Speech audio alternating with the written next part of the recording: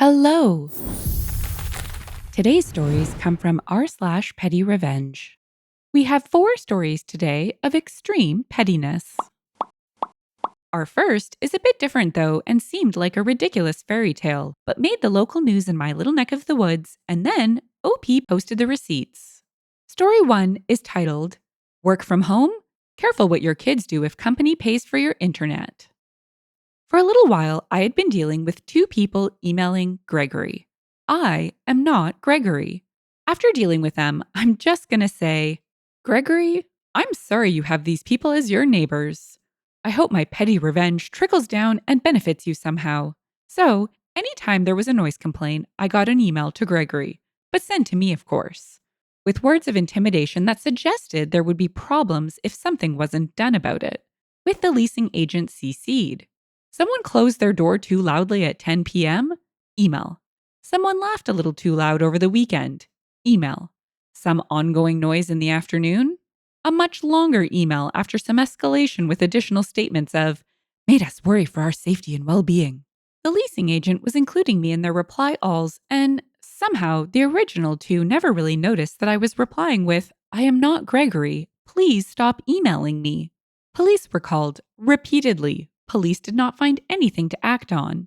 Leasing agents stated there were no other noise complaints. After seeing my direct email to him about not being Gregory, by the way, I am not Gregory, the leasing agent apologized and made efforts to remove me from the 2 field when replying.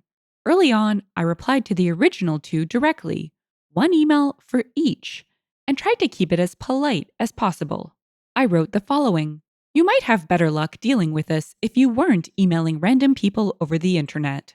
I am not Gregory. You sent this to the wrong person. Please check the email addresses you typed in and try again. By the way, I am not Gregory. But of course, with each successive email being a reply in the chain, thanks to the original 2, I was seeing the leasing agent's responses. The last time there was a noise complaint, the leasing agent confirmed on Gregory's behalf that he was not home that weekend. I continued to ask the original 2 again to stop emailing me because I'm not Gregory. The email stopped coming in for a short while, so I figured that issue was resolved. Nope, they were renting Gregory's parking spot, so of course I got an email about that. Hi Gregory, we sold our car and we no longer need the garage rental for Unit 303. Please cancel next month's charges. My reply? This has never been Gregory's email address. Stop bloody emailing me. Theirs? First time they directly responded to me, by the way. Name. You are a terrible person. I will make sure I'll never have to deal with this again. Huh. Okay. Sounds like a threat. But okay. I'm ready to forget it at this point. 4 hours later, I start getting subscribe notifications and new account creation emails. Edit. I'm getting these emails because they're using my email address to sign up for things to spam me because I complained about them emailing me and told them to stop. They both created new accounts using my address and signed me up for newsletters. I had to laugh because it was so obvious. It might have been a clever form of revenge, 20 years ago. Between the original 2 putting their full names down as signatures in emails, having relatively distinctive names, the leasing agent's office, it was pretty easy to suss out that they were in a small suburb of Vancouver. So that narrowed everything down significantly. So I log into some of the accounts after resetting the passwords, check the sessions, and of course, geolocation of session history is from the original 2's neighborhood. Armed with just enough information to intimidate as to get them to back off, but not imply there is anything threatening going on, I emailed the original 2 the following. What you're doing is incredibly petty, signing me up for emailing lists and trying to create accounts just because I asked you to stop emailing me several times. Problem is, all of these requests you're making are logged, and when I log in on these sites, I can see the small suburb IP addresses the requests are being made from. Trying to add me to emailing lists because you're trying to have your revenge at being slighted isn't going to get you anywhere. You contacted the wrong person. You won't stop involving yourself with the wrong person after being told you had the wrong person. You might think you're getting your little zaps of joy with this, but seriously, ask yourself, are you willing to deal with the consequences of such? I will accept an apology and an agreement to never contact me again. I got a reply within minutes from the male of the original two. He wrote, "Hey, I'm upset at the way you have treated my mother. You don't deserve an apology." And the mother? She wrote, "I don't say sorry to terrible people." Oh, what the heck ever. I continued to get more email signups and subscriptions. So the emails continued through the night. I went to bed, woke up to a few more. Fine. Unsubscribe, unsubscribe, delete, delete, unsubscribe, done. The rate was so low that it was obvious they were doing this manually. Almost admirable in its effort. Slow, petty effort. As you can see, the site's email newsletters are so specific, I almost have to wonder if they just signed me up for the same things they were signed up at. Then the emails continued well into business hours. Why this is important, if the kid might be the one doing the leet haxerings. It was evident from her emails to Gregory, by the way, I am not Gregory, that she works from home. So it's on. One of those sites they created an account on using my email address? LinkedIn. Big mistake. She used it extensively for employment. Rung up a friend of mine at Microsoft and asked him if he could forward an abuse report on my behalf. Her profile is now gone. Before that profile disappeared, I noted her current employer and sent the CEO this email.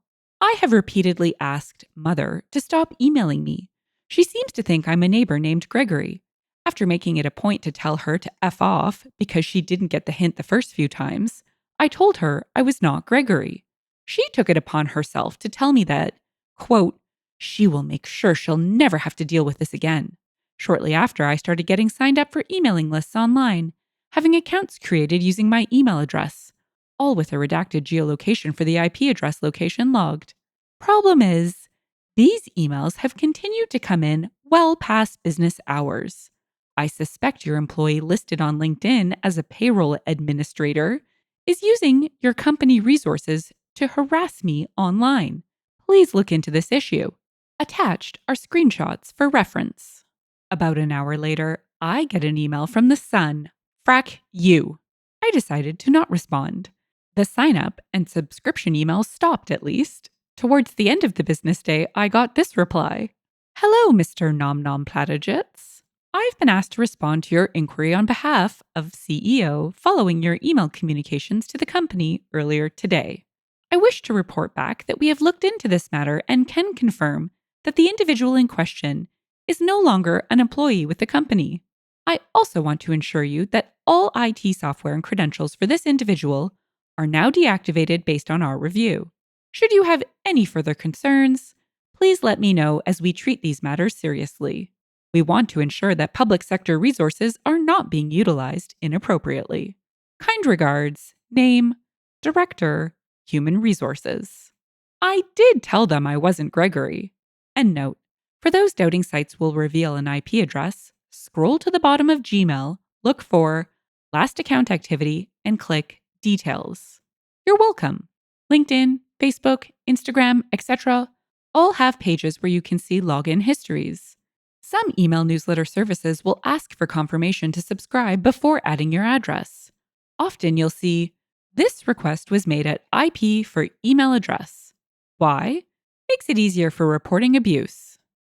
In the comments, Lo Tessa said, nice one, Gregory. OP replied, gosh darn it. Ease Mackenzie said, living in the greater Vancouver area, waiting to hear about a woman getting fired from the public sector. We got nothing happening here. Surely that'll make news, right? That'd be awesome. OP replied, being from Vancouver, the acronym PHSA might mean something to you. Ease Mackenzie replied, darn, payroll accountant for the medical sector? She's supposed to be making sure my doctor got paid, not being a pathetic petty butthole on the internet. Gregory really stuck it to this lady. I wonder if her son realized that he was jeopardizing his mom's pension. Fired from a public sector job? Yikes! Our second story had me chuckling at the absurdity. Story 2 is titled, Absolute Silence is My Most Prized Petty Revenge. Okay, so I have been fracking with one of my roommates. I am not a thief or a snoop, and for the 2 years I have been here, I have never once overstepped my bounds or done anything that would make my roommates question my integrity. I have lived here a year longer than the roommate that is on to me and wants to catch me in the act of trying to get over one on my OG roommates. He's very suspicious of me and thinks I'm trying to get over on my other roommates. He's caught me a few times, like once I was doing my laundry in the laundry room and watched him sneak up on me trying to catch me doing something nefarious. He didn't know I could see him sneaking up on me in a reflection. Like when I go downstairs, I can audibly hear him turn down his phone so he can listen to me in the next room. I'll hear his phone playing whatever, but as I come out of my room and down the stairs, I hear the volume go down. So he'll sit in the living room and very intently listen to me in the kitchen, hoping to catch me doing something. Catch me eating what I'm not supposed to be eating, or taking something that isn't mine. So last night I walked into the kitchen, poured myself a glass of water, and then as silently as I could just stood there drinking my water in silence for like 10 minutes. I just watched the microwave clock trying to not make a sound, letting the tension build, because I know he is on the other side of the wall and can't see me. I know he's going nuts, trying to figure out what I'm doing that he can't see or my reason for standing in the dark in the kitchen drinking water like an absolute psycho. I know it's petty, but I get a thrill from expecting him to come around the corner, expecting me to be doing something to get caught for. But I'm just fracking there, smiling at him, drinking water. In the comments, Strong Source said, I think someone needs an air horn if he does it again. Gothic Large added, I'd do this after warning my other roommates and asking them if they're willing to say nothing. I'd even pay for them to pretend they'd never heard an air horn blast. J-Boy Levy added, intense gaslighting. OK Action said, teamwork makes the dream work. Top Put said, you think you've gotten one over us, but we're here, watching you drinking water, you water drinker, you. Throw RA added, you hydrated bastard. OP, new plan. Start moving this guy's stuff around the house so he accuses you of stealing. Point out where the missing items are to show your OG roommates that you're not a thief and that this guy is clearly crazy. Problem solved. Our third story has a lady who can't handle that a neighbor dislikes her and goes to war. Story 3 is titled, Neighbor Won't Even Face in My Direction, so I made sure he's the one feeling left out. Met my next door neighbor the day we moved into rental house. It's a nice neighborhood, so I can only imagine having a rental property isn't popular.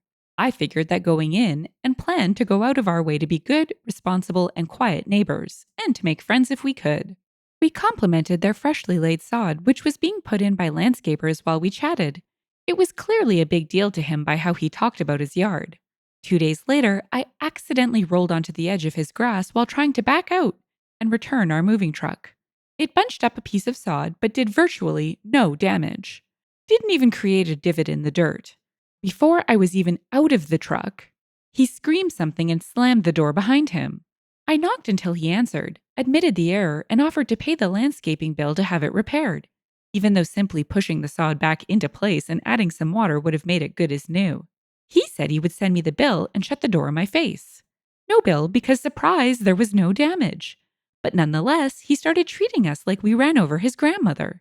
Not only does he refuse to talk to us, he'll even go as far as turning 180 so to not face in our direction if we drive by. Ridiculous. Now, honestly, he's putting in way more effort to avoid us than we even care about his approval in the first place. So really, joke's on him to begin with. But it's about the principle of the thing. Cue PettyRevenge. When we first met, he had said Halloween was a big deal in our neighborhood. I bought king-size candy bars just in case he'd be told or hear how great our home was by having them. I made Christmas gifts for 3 neighbors on both sides, and these guys to be polite, and delivered them to introduce ourselves. Then we've had every one of our other neighbors over for dinner. It's a very close neighborhood, so when they inevitably talk about us, it'll always be brought up how we had them over. Just a matter of time before he'll have to explain why. I also befriended his wife, and now we go on dog walks together every week. Since I had a group chat to give them both my number when we moved in, I use it to coordinate when we're meeting. He may not have anything to do with us directly, but I'll be darned if it's not going to be as difficult as possible for him. I've got big plans for a neighborhood barbecue this summer. That should really be a riot. In the comments, and in response to, he started treating us like we ran over his grandmother, Shoddy W said, "Depending on how old your neighbor is, maybe you did. Who knows what else he's got in that garden?" Musical Angel added, "The trick is to use endangered plants so they can't be dug up." Ramen Noodles said, "The old kill them with kindness maneuver. Beautifully done, especially the going on walks with their wife." Sad Low said, "You are a cruel woman. I aspire." OP is literally killing her neighbor with kindness. I love it. He should really just saw it off. Our fourth story deals with queue jumpers getting their just desserts. Story 4 is titled, "I'll have a Big Mac, small fries, and a serving of humiliation. Thanks." One evening, I was at my local Mickey D's waiting in line to satisfy my cravings for some real junk food. It was a rather busy night, so the queues were longer than usual. I was standing about a foot and a half behind the person in front, far enough to not invade their personal space, but close enough that I was obviously in the queue. This was before social distancing was a thing. Some smug guy decided that the space in front of me had his name on it, so he squeezed himself into the gap, brushing up against both myself and the person in front. From his body language, I could almost hear himself think, "What a sucker! Personal space is for losers who want to wait longer for their meal." I have about as much respect for queue jumpers as those who fart in lifts or demand free stuff because they're social influenzas. So I started hatching my plan for petty revenge. Should I tap him on the shoulder and nicely ask him to move to the back? Berate him loudly to make everyone gawk at him? Put him in a rear naked choke and go all MMA on him? In the end, I decided that the best revenge was to do nothing. A few minutes later, he finally reached the front of the line and began dictating his order to the McDonald's crew member. "I'm sorry, sir. This is the pickup line for those who have already ordered. You can place your order in that other queue over there." I knew, all along. In the comments, Squirrely Today said, "Never interrupt your enemy when he is making a mistake. Napoleon Bonaparte." Vi Universe said, "Missed opportunity here. You can place your order in the far queue." Crumbopolis Nickel said, "Apparently not enough people understand your pun. I, for one, think it's ruckusly funny." Ugh, nobody likes a Badinsky. But is he a queue jumper if he's not getting into a line at all? It was just the pickup area. I guess the sticky sticking point to this quandary is that he thought he was getting in line and getting one over on OP. Not today. Who's the sucker now? If you've enjoyed the story and would like to hear more, consider liking, subscribing, and leaving a comment. Thanks, and bye for now.